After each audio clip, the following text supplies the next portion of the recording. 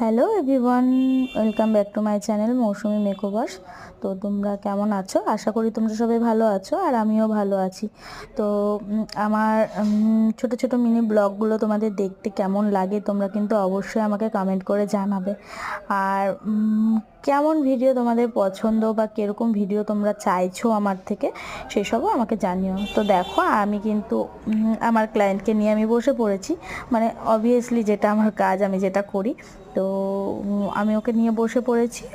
ওর মুখে সিটিএম করে নিয়ে, মানে যখনই কাউকে আমরা সাজাতে যাব না তখনই তার সবার প্রথম কাজ হচ্ছে মুখটাকে, স্কিন প্রিপারেশন করে নেওয়া। ঠিক আছে, তো সেটা আমি সবার প্রথমেই করে নিয়েছি। আর সবথেকে বড় কথা, যখন আমরা ক্লায়েন্ট সাজাতে যাই তখন ক্লায়েন্টের সাথে আমরা এত পরিমাণে গল্প করি, মানে যে কোনো বিষয় নিয়ে হোক, আমরা কাজটাকে এনজয় করতে করতে কাজটা করি। তো আমিও সেরকম ওর সাথে গল্প করছিলাম, আর ওকে জিজ্ঞাসা করছিলাম যে তোমার কি টেনশন হচ্ছে নাকি যে আমি কীরকম সাজাবো না সাজাবো।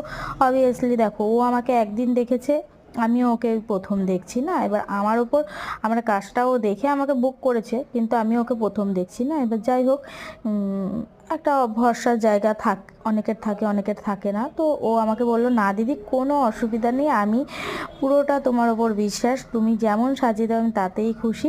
তো ও শুধু ওর বিষয় ছিল চুলটাকে নিয়ে, দিদি আমার চুলটা ভীষণ পাতলা, তুমি সেরকম বুঝে একটা কিছু করে দিও। তো চলো নেক্সট ব্লগে আবার